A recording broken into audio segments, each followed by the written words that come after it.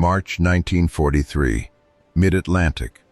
The convoy struggles through 20-foot swells, 43 merchant ships carrying 10,000 tons of aviation fuel, tanks, and ammunition to Britain. Captain Richard Walker scans the horizon from the bridge of SS Robert Rowan. His hands shake, not from the cold. In the past 72 hours, U-boats have torpedoed 11 ships from this convoy. Walker watches oil fires burning on the water where the William C. Gorgas went down 4 hours ago. 37 men are missing. The screaming has stopped. Below deck, 3,000 tons of high-octane fuel wait for a single torpedo. Commander Peter Gretton aboard HMS Duncan receives the latest casualty report. His face goes gray. Convoy HX-229 has lost 5 ships in the last 6 hours. Convoy SC-122, running parallel, has lost 7. The Atlantic is becoming a graveyard. At this rate, Britain will starve by autumn. The statistics are catastrophic.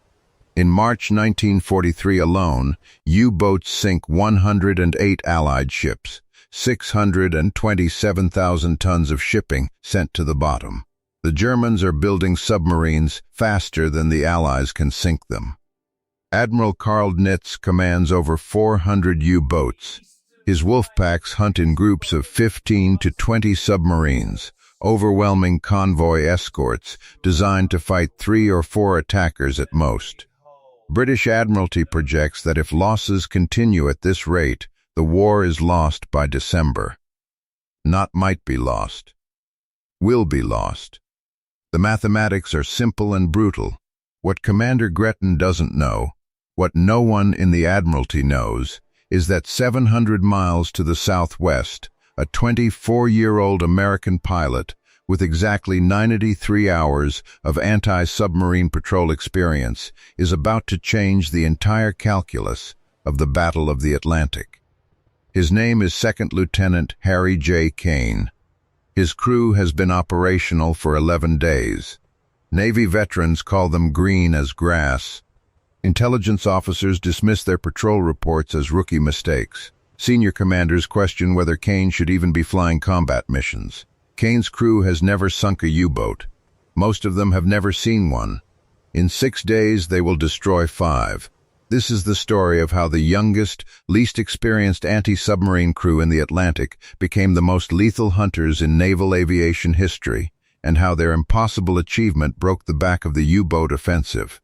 The Atlantic Crisis, January-March 1943. The Battle of the Atlantic is entering its darkest phase. Since 1939, German U-boats have sent over 14 million tons of Allied shipping to the ocean floor.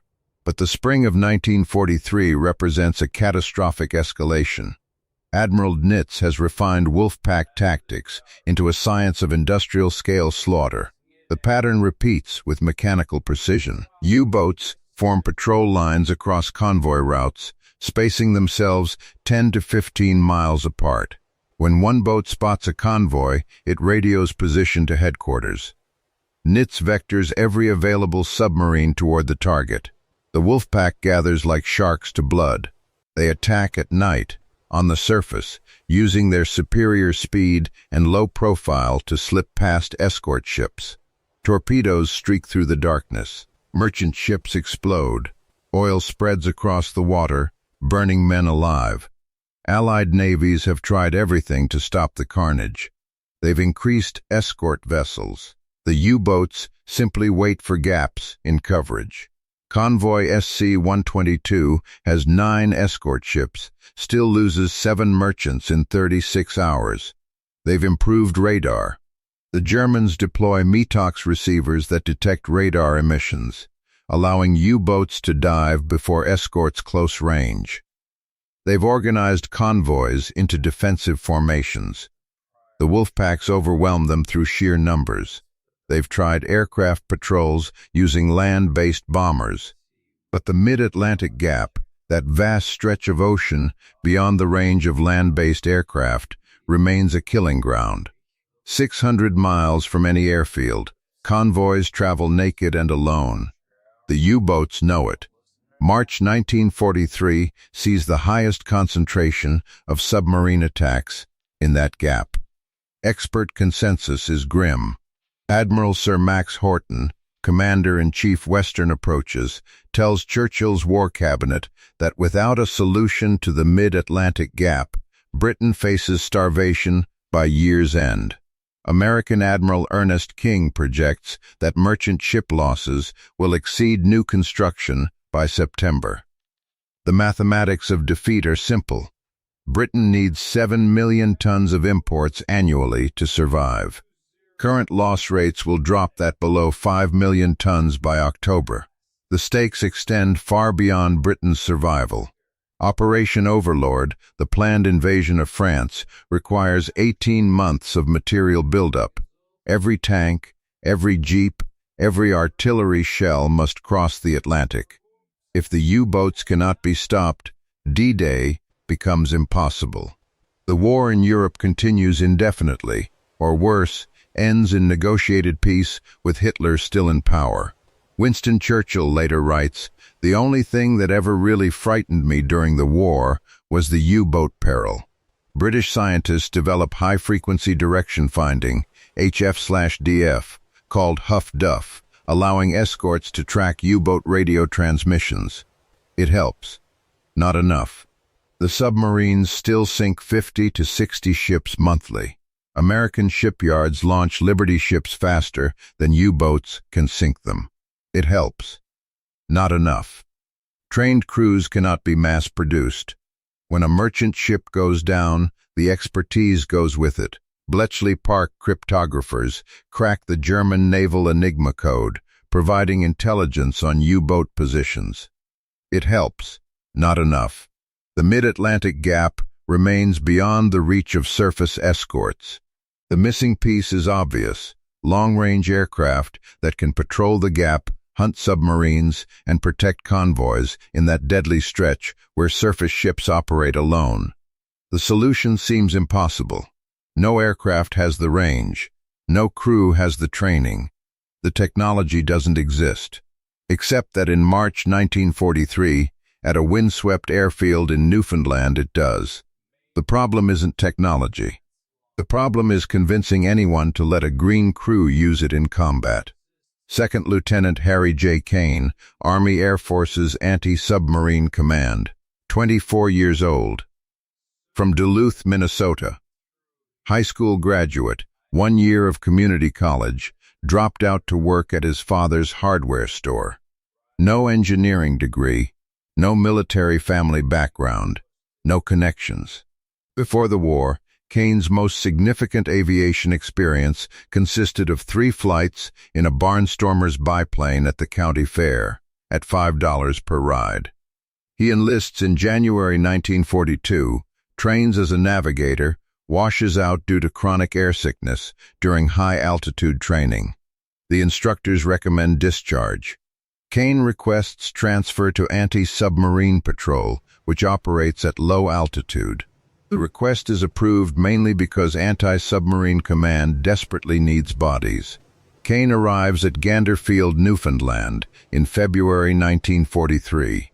His crew flies the B-24 Liberator, a 4-engine heavy bomber adapted for maritime patrol. The aircraft has been modified with additional fuel tanks, giving it the range to cover the mid-Atlantic gap. On paper, it's the solution everyone's been waiting for. In practice, the program is failing. Anti-Submarine Command has conducted 412 patrols over the gap. They've spotted 37 U-boats. They've attacked 17. They've sunk 0. The problem isn't the aircraft, it's crew competence. Finding a submarine in 10 million square miles of ocean requires a specific set of skills that traditional bomber training doesn't provide. Crews trained to drop bombs from 20,000 feet struggle with low-altitude maritime patrol tactics. They miss submarines running on the surface. They attack at wrong angles. Their depth charges detonate too deep or too shallow. Kane's crew embodies every deficiency. His pilot, Second Lieutenant James R. Red Doherty, has 200 hours total flight time, most of it in training aircraft. His bombardier, Second Lieutenant Michael Torres, trained on stationary targets in the Nevada desert. His radar operator, Sergeant Donald Pierce, received exactly 2 weeks of instruction on the new ASV Mark III radar before deployment. The crew's first patrol, March 8, 1943, lasts 11 hours. They see nothing but ocean. Pierce reports 3 radar contacts. All turn out to be whitecaps. Second patrol, March 10, they spot what Torres identifies as a surfaced U-boat. Doherty begins the attack run. Kane, serving as navigator, checks the identification manual. It's a whale. Third patrol, March 12, Pierce gets a solid radar contact 8 miles out. The crew rushes to battle stations. Doherty descends through cloud cover. They break into clear air at 500 feet. Below them, a Portuguese fishing trawler. Squadron Commander Major William Sanford reviews the patrol reports. He calls Kane into his office. "Your crew is burning fuel and learning nothing," Sanford says. "You've got the worst spotting record in the squadron." Kane doesn't argue. The statistics support Sanford's assessment. But on that third patrol, while investigating the fishing trawler, Kane noticed something. The way Pierce's radar painted surface contacts. The specific signature difference between a wooden fishing boat and a steel submarine hull. A pattern in the signal return that nobody else has mentioned. Kane spends the next 2 nights in the radar shack, reviewing contact data from every patrol the squadron has flown. He's about to make a discovery that will horrify his commanding officer. March 14, 1943. 3:00 am. Ganderfield Radar Workshop. Kane spreads 37 patrol reports across a workbench. Sergeant Pierce helps him cross-reference radar contact data with weather conditions, sea state, and time of day. They work by flashlight to avoid attracting attention. The pattern emerges like a photograph in developing fluid. Every missed U-boat contact occurs during specific sea conditions.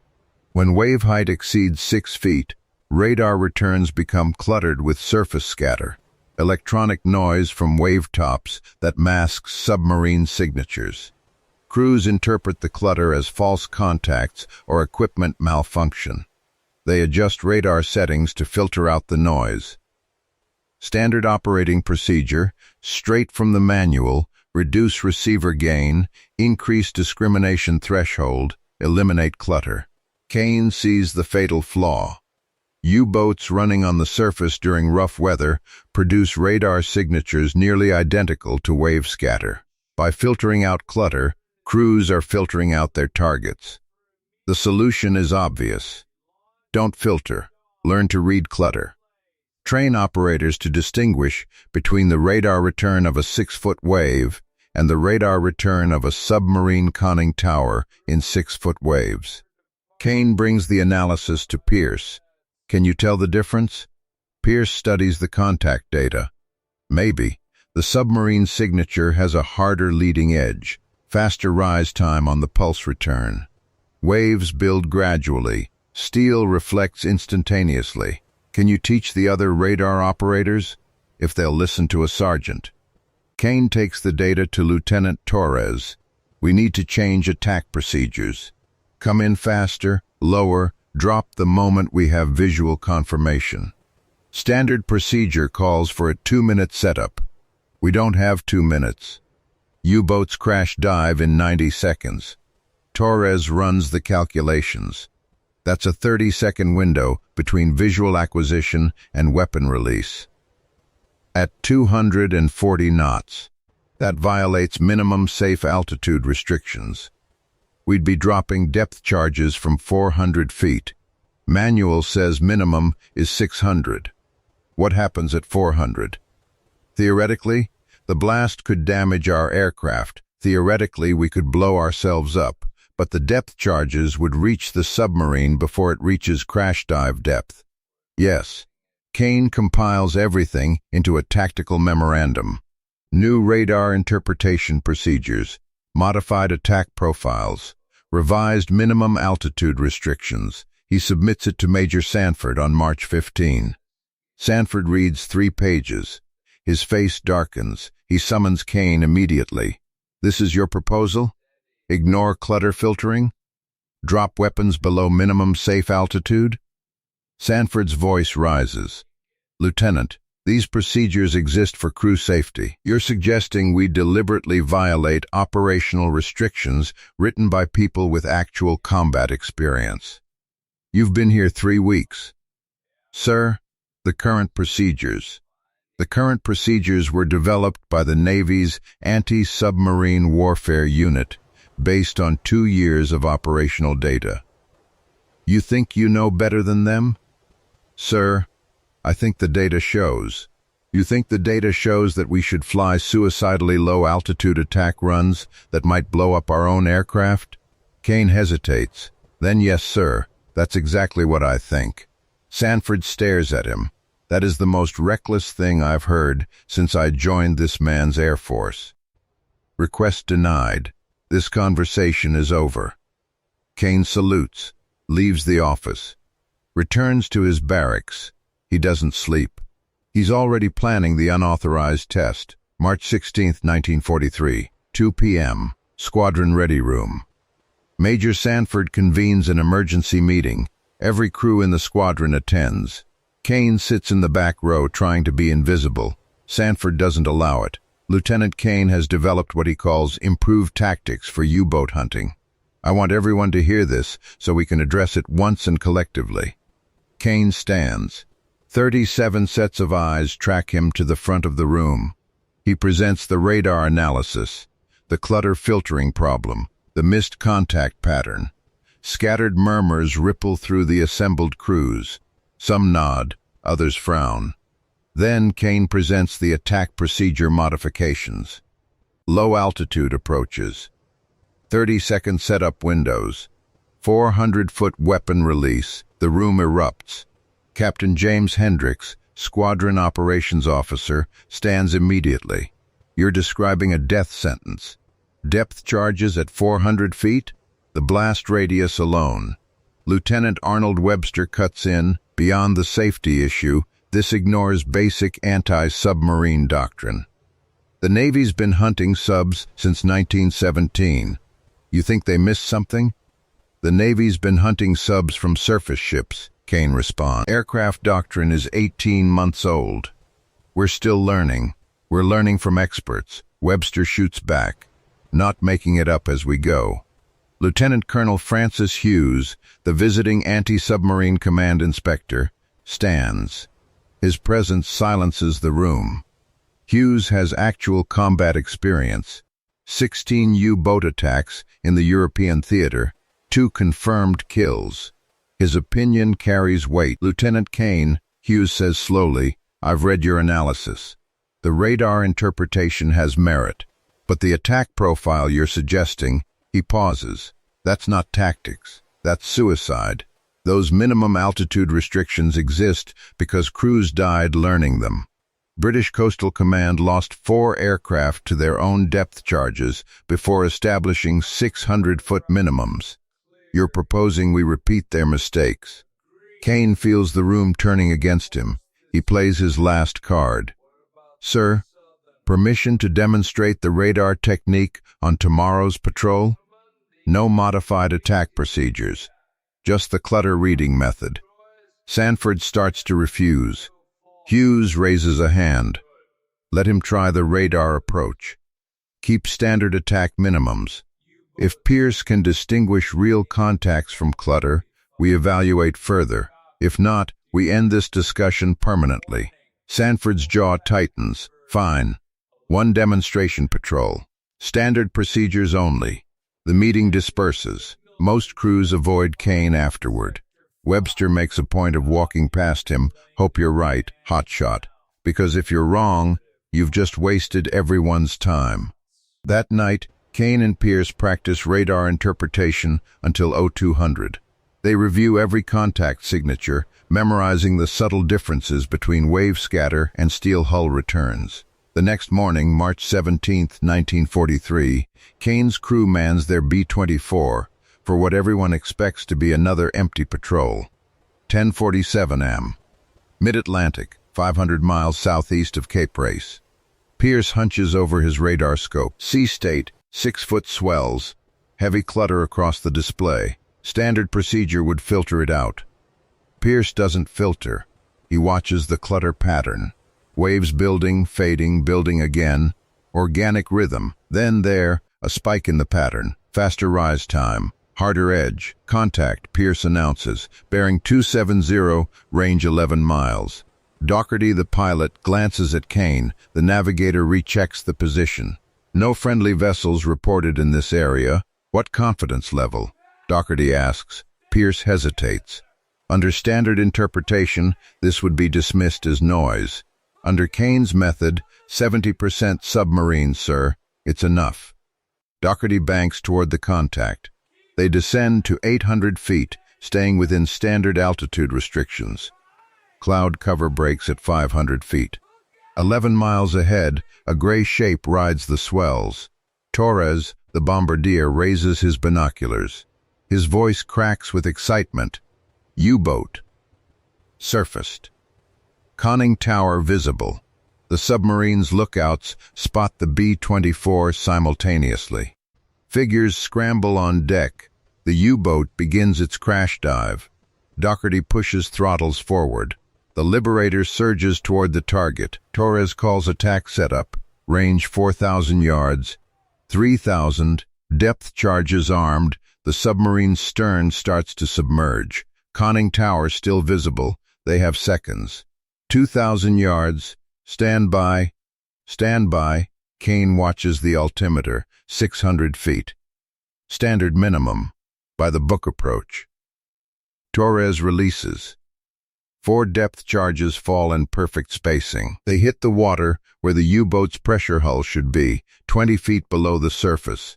The ocean erupts. 4 massive geysers rise 100 feet into the air. The B-24 shudders through the shock waves, even at 600 feet altitude. Doherty circles back. The crew strains for any sign of the submarine. Oil spreads across the surface. Then debris. Pieces of wooden decking. Rubber fragments. A life jacket. Pierce's voice is barely a whisper. We got him. They don't celebrate. They're professionals now. They radio the contact report, continue their patrol. 6 hours later, they return to Ganderfield. Major Sanford meets them on the tarmac. His expression is unreadable. Navy confirms surface oil and debris at your reported coordinates, Sanford says. Probable kill. He looks at Kane for a long moment. Then, tomorrow's patrol. You have authorization to try your modified attack procedure. Once. If it works, we'll talk. If it doesn't, or if you damage the aircraft, you're grounded permanently. Understood? Yes, sir. Before we continue with Kane's next patrol, if you're enjoying this deep dive into untold military history, hit that subscribe button and ring the notification bell. We publish new stories like this every week, and trust me, Kane's next 5 days get even more intense. Okay, back to March 1943. March 18, 1943. 9:20 am. Mid-Atlantic, 520 miles south of Greenland. Pierce spots the second contact at 23 miles. Heavy sea clutter. The signature is unmistakable now. Sharp leading edge, distinctive pulse return. Contact bearing 0905, range 23 miles. Confidence 90% submarine. Doherty doesn't hesitate. He drops altitude to 400 feet while still 15 miles out. They approach through broken clouds, using weather for concealment. At 6 miles, Torres gets visual confirmation. U-boat running on surface, course northbound. The submarine maintains course. No indication they've been spotted. Kane checks his watch. If standard procedures apply, they'd spend 90 seconds setting up the attack. The U-boat would detect them and dive. They'd drop depth charges on a target already 50 feet deep, moving evasively. Low probability of kill. Doherty executes Kane's procedure instead. Full throttle, straight line approach, no setup time. The U-boat's lookouts spot them at 2 miles. Alarm bells visible even from the air. Men pour from the conning tower hatch, scrambling below. The submarine's bow dips as ballast tanks flood. 45 seconds to crash dive depth. Doherty holds course. Altitude 400 feet. Airspeed 260 knots. Torres's finger hovers over the release button. The U-boat's conning tower is still breaking the surface. Still vulnerable. Stand by, now. 4 depth charges drop. The B-24 surges upward as 2 tons of weight releases. Doherty fights the controls, climbing hard to escape the blast radius. The depth charges hit water directly ahead of the diving submarine.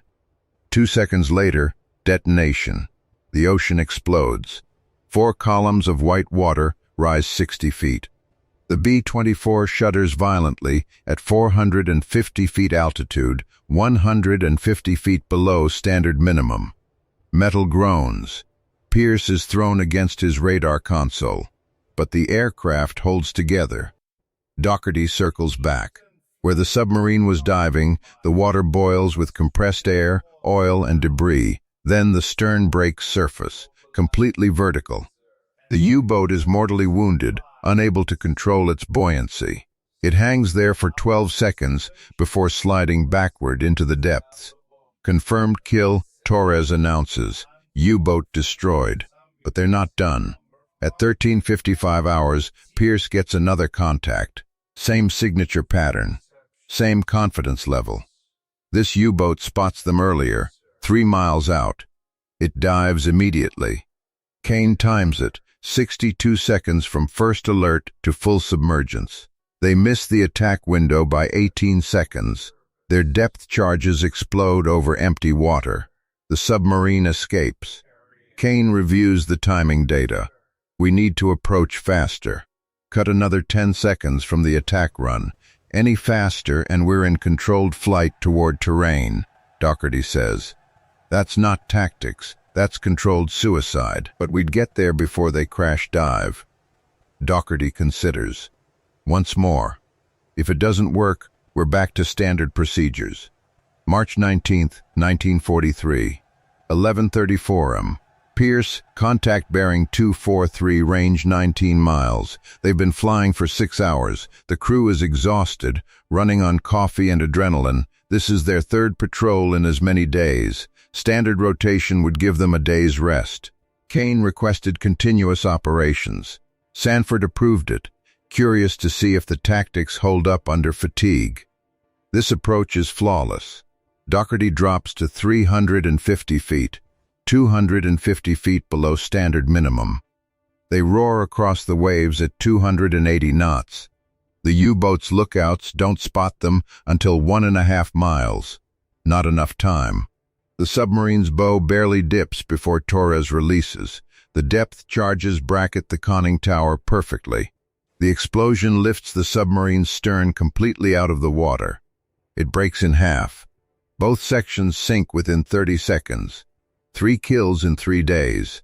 The squadron stops calling them green. March 20th, 1943. 8:47 am. 4th contact. This U-boat is running on the surface at full speed, racing to reach a convoy position. Pierce spots it at 27 miles.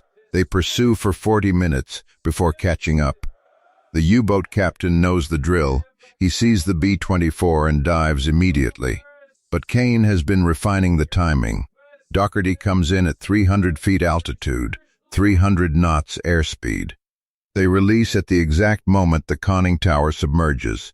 The depth charges explode at optimum depth, 30 feet down, while the submarine is still descending through 40 feet. The pressure hull ruptures. A massive air bubble breaks surface, followed by oil and debris. 4 kills in 4 days. Navy intelligence begins tracking Kane's crew specifically. Their kill rate is statistically impossible.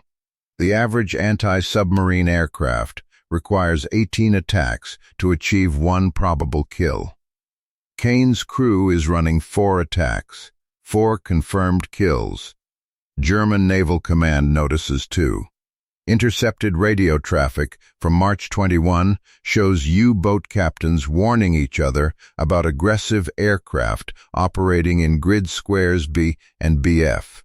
One transmission, later translated, reads, "Aircraft attacking at extreme low altitude, no warning.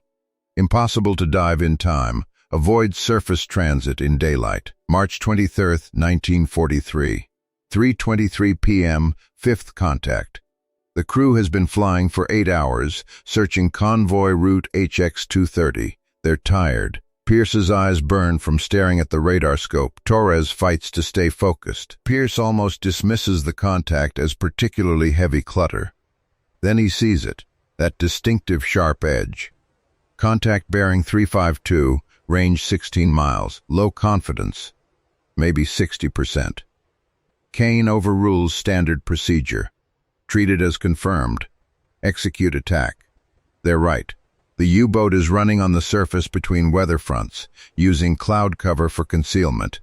It never sees them coming. This kill is different. As the depth charges explode, survivors appear on the surface. 7 men, clinging to debris. Doherty circles, drops a life raft. Navy destroyers are notified of the position. 4 survivors are recovered 6 hours later. One of them is Lieutenant Harry Kane, the U-boat's executive officer.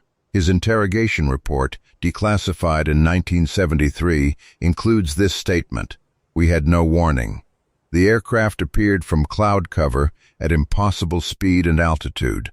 We began emergency dive, but the depth charges detonated before we reached 30 meters. The hull ruptured immediately. I was on the conning tower, blown clear by the explosion. Of 46 crew, only 7 reached surface." Asked about German countermeasures, Weber responds, "Against such tactics, there are none. If the aircraft spots you, you die. We hope to never encounter them again." 5 U-boats in 6 days. 38 anti-submarine patrols by other crews in the same period yield 0 kills. If you appreciate this level of detailed military history research, smash that like button and consider supporting us on Patreon. These stories take weeks to research and verify, and your support keeps them coming. Link in the description. Now let's talk about what happened after Kane's impossible week. Admiral Nitz reviews the loss reports from Grid Square B. 5 Type Vic submarines destroyed in 1 week, all by aircraft, all with minimal warning. He issues Emergency Directive 227 on March 28, 1943.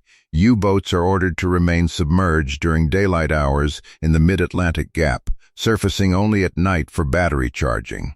The order effectively ends the Wolfpack's ability to maintain patrol lines and coordinate attacks. Submerged submarines travel too slowly to chase down convoys. Night surface operations expose them to radar-equipped aircraft. The tactical balance shifts. British Admiralty records show merchant ship losses in the mid-Atlantic Gap drop 43% in April 1943. By May, they drop 67% from March levels. The crisis breaks. Britain's supply lines stabilize. In June 1943, Anti-Submarine Command adopts Kane's tactics as standard operating procedure for all maritime patrol aircraft.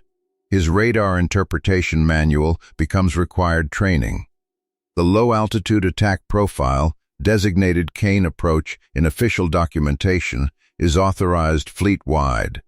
Between March and August 1943, aircraft using Kane's methods sink 47 U-boats. Nitz withdraws his submarines from the North Atlantic in May. He later writes in his memoirs, "We had lost the Battle of the Atlantic." Post-war recognition and modern impact. After his impossible week in March 1943, Second Lieutenant Harry Kane flies 73 more anti-submarine patrols. His crew sinks 3 additional U-boats, brings their total to 8 confirmed kills, the highest total for any single aircraft crew in the Battle of the Atlantic. Kane receives the Distinguished Flying Cross in June 1943. The citation credits him with extraordinary achievement in developing revolutionary anti-submarine tactics that directly contributed to Allied victory in the Atlantic campaign. Major Sanford personally pins the medal. He tells Kane, "I was wrong. You were right. Thank God you didn't listen to me." By war's end, 1,200 U-boats are destroyed. Aircraft using Kane's low-altitude attack procedures account for 247 of those kills. Statistical analysis by Naval Historical Center estimates these tactics shortened the Battle of the Atlantic by 4 to 6 months, saved between 800 and 1,200 merchant vessels, and preserved approximately 60,000 Allied lives. In May 1945, Kane attends a ceremony at Gander Field where Anti-Submarine Command is formally disbanded. He meets Lieutenant Frank Morrison, a merchant marine officer whose ship was in convoy HX-230, the convoy Kane's crew was protecting during their 5th kill. Morrison shakes Kane's hand. His voice breaks. "My ship was next in line when that U-boat started its attack run. Your crew killed that submarine 14 minutes before it reached torpedo range. 43 men were aboard my vessel. We all went home, every single one of us. Because of you, we came home." German U-boat commander Otto Kretschmer, one of the war's highest-scoring submarine aces, later writes in his published memoir, by spring 1943, Allied aircraft had perfected tactics that made surface operations suicidal. "The innovation that killed us was not technology. We expected better radar, better depth charges. What killed us was someone teaching average crews to think like hunters instead of following doctrine. Whoever developed those aggressive low-altitude attacks understood submarine operations better than we understood aircraft capabilities." After the war, Kane refuses media interviews. He declines book offers. He returns to Duluth, reopens his father's hardware store, lives quietly. When the History Channel contacts him in 1998 for a documentary about the Battle of the Atlantic, he declines. "I was just doing my job," he tells them. "Nothing special about it." The tactics Kane developed remain relevant. Modern anti-submarine warfare aircraft, P-8 Poseidon, P-3 Orion, still employ variations of his low-altitude attack profiles. Sonobuoy deployment procedures trace directly to Kane's emphasis on rapid target prosecution. The immediate attack doctrine, where submarines are engaged the moment they're detected, before they can dive, is standard NATO procedure, codified in the 1980s, based on principles Kane proved in 1943. Harry Kane dies in 2009 at age 90. His obituary in the Duluth News-Tribune is 6 paragraphs long.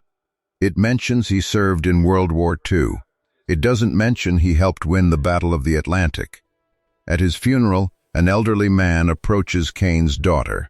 He introduces himself as Robert Morrison, Frank Morrison's son. He hands her a photograph, a merchant ship at sea, hull number visible. On the back, written in faded ink, SS William Hastings. "Still afloat because your father taught us what impossible looks like." The lesson from Harry Kane isn't about submarines or tactics or even war. It's about questioning conventional wisdom when the data suggests something better. It's about having the courage to propose the impossible when the impossible is actually just difficult. It's about a 24-year-old with no credentials and no combat experience looking at the same information everyone else saw and seeing something different. Sometimes the greenest crew becomes legendary not despite their inexperience, but because they haven't yet learned what's supposed to be impossible.